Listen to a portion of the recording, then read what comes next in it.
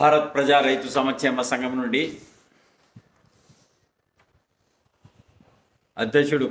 మీ అధ్యక్షుడు Kasireddy Srinivasa Reddy, Kothapalli Nagalingareddy garu secretary of general, Agutotlapalli Narayana Reddy garu vice president,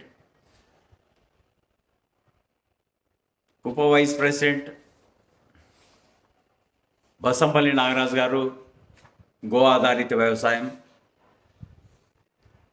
ప్రకృతి వ్యవసాయం చేస్తున్నారు. రైతులందరికీ కూడా మంచి సూచనలు సలహాలు ఇస్తున్నారు.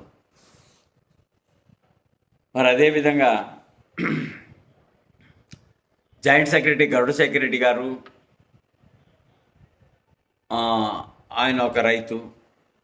మరి అదేవిధంగా బైలవరం మల్లారెడ్డి గారు లాయరు, నోటరీ, రైతు. సత్యనారాయణ రెడ్డి గారు ట్రెజరర్, రైతు, మంచి విద్యావేత్త. మరి ఈసీ మెంబర్స్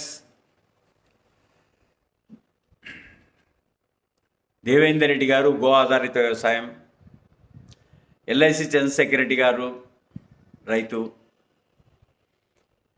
శివానందరెడ్డి గారు ఉప్పర్పల్లి రైతు, శివ కాంట్రాక్టర్ గారు, శ్రీనివాసులు రైతు, హనుమన్న గారు లాయరు, వెంకట శివారెడ్డి నాగిరెడ్డిపల్లి రైతు, వెంకటరెడ్డి కొట్టాలపల్లి రైతు.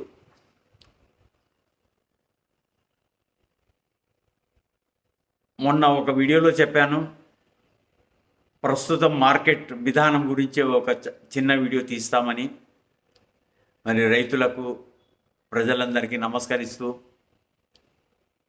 ఈరోజు చీనీ రైతులతో మాట్లాడినాను. చాలా ఘోరంగా ఉంది. చాలా అంటే కనీసం వాళ్ళు చెప్పేదాన్ని ఇప్పుడున్న రేటుని బట్టి 20,000 కూడా ఫస్ట్ క్వాలిటీకి సరిగా పడడం లేదు.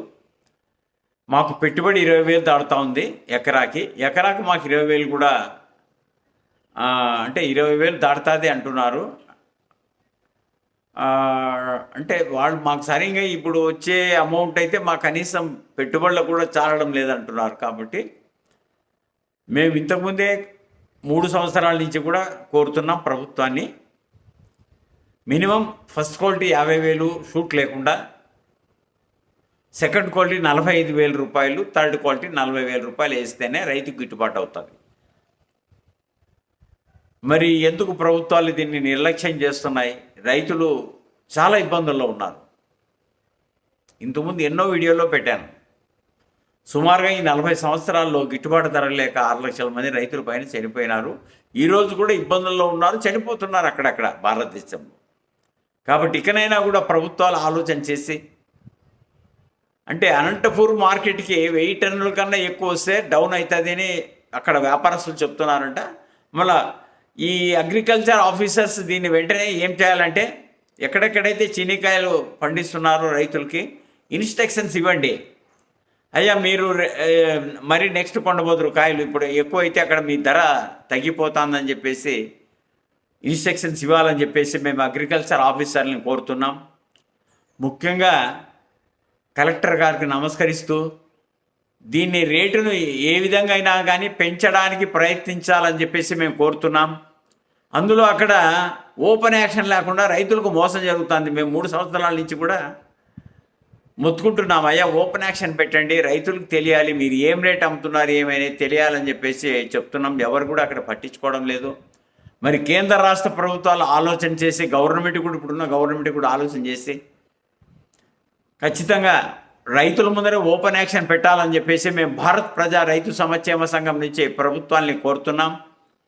మరి అదేవిధంగా మార్కెట్ విధానంలో ఈ పద్ధతి అమలు చేస్తే రైతుకి ఖచ్చితంగా నా పంట ఎంత రేటు పోతుందనేది తెలుస్తుంది. ఇది ముసుగులో గుద్దులాడినట్లుంది, అంటే మొహానికి గుడ్డగట్టి కొట్టినట్లు కనపడుతోంది. కాబట్టి ఇక్కడైనా కూడా ప్రభుత్వాలు ఆలోచన చేసి ఈ విధానాన్ని ముసుగులో ఈ రేట్లు అనేది రద్దు చేసి ఓపెన్ యాక్షన్ పెట్టాలని చెప్పేసి కోరుతున్నాం. అదేవిధంగా సరుకు అయితే ఎవరైతే కొంటారో వారితోనే కమిషన్ తీసుకోండి, మీరు 10% తీసుకోండి అని మేము రైతు సంఘం నుంచి కోరుతున్నాం. కాబట్టి ఇకనైనా కూడా ప్రభుత్వాలు ఆలోచన చేసి ఈ ఓపెన్ యాక్షన్ ఏర్పాటు చేయించాలని చెప్పేసి కోరుతున్నాం. మరొక్కసారి కలెక్టర్ గారికి నమస్కరిస్తూ దీన్ని మీరు ఒక్కసారి ఈ ఈ గుత్తి రోడ్లోని అగ్రికల్చర్ మార్కెట్ యార్డ్కి వచ్చి దాన్ని తిలకించి మీరు అక్కడ జరుగుతున్న పరిస్థితుల్ని గమనించి రైతులకు న్యాయం చేయాలని చెప్పేసి మేము భారత్ ప్రజా రైతు సంక్షేమ సంఘం నుంచి కలెక్టర్ గారిని కోరుతున్నాం. అదేవిధంగా అగ్రికల్చర్ ఆఫీసర్ని కోరుతున్నాం, రాజకీయ నాయకులను కూడా కోరుతున్నాం. రైతులు చాలా ఇబ్బందుల్లో ఉన్నారు. 20,000 కూడా పడ్డం లేదంట, మరి 30,000 రూపాయలు కొంటున్నారంట, డబల్ షూట్ అంట. అంటే ఎంత అన్యాయం జరుగుతుంది ఆలోచన చేయండి. కాబట్టి ఇకనైనా కూడా ఇప్పటికే దాదాపుగా మేము 3 సంవత్సరాల నుంచి కూడా మేము మొత్తుకుంటూనే ఉన్నాం, ఎక్కడ కూడా దీన్ని పట్టించుకోవడం లేదు. మరొక్కసారి కలెక్టర్ గారికి నమస్కరిస్తూ దీన్ని అగ్రికల్చర్ మార్కెట్ యార్డ్లో గుత్తి రోడ్లో దాన్ని తిలకించి ఓపెన్ యాక్షన్ పెట్టించాలని చెప్పేసి మేము కోరుతున్నాం. అదే తరహాలోనే భారతదేశం మొత్తం మీద రైతులు 600 రకాల పంటలు పండిస్తారు. ఏ పంట కూడా సరిగ్గా గిట్టుబాటు లేదు. మొన్న నేను ఎర్రగడ్డలు తెచ్చాను, 15 రూపాయలు కేజీ వ్యాన్లో వేసుకొని అమ్ముతున్నాడు. అంటే రైతులకు 5 రూపాయలు కూడా లేదు. ఏ విధంగా రైతు బతకగలుగుతాడు? 40 రూపాయలు అయితేనే రైతుకు గిట్టుబాటు అవుతుంది. టమాటాలు రేట్లు లేవు, చాలా దానికి రేట్లు లేవు. కొంచెం రేట్లు పెరిగేదానికి అంత గగ్గోలు పెడతారు. రైతు చనిపోయినా పర్వాలేదు, రైతు నాశనమైనా పర్వాలేదు, మేము హాయిగా తినాలా, హాయిగా ఉండాలనే వాళ్ళు ఉన్నారు ఈ దేశంలో. కాబట్టి ప్రభుత్వాలు ఆలోచన చేసి దేశంలో అందరూ బ్రతకాలి. 65% ఉండే రైతాంగానికి చాలా ఘోరంగా ఉంది. మనం ఎన్నో చూస్తున్నాం రైతుల బాధలు.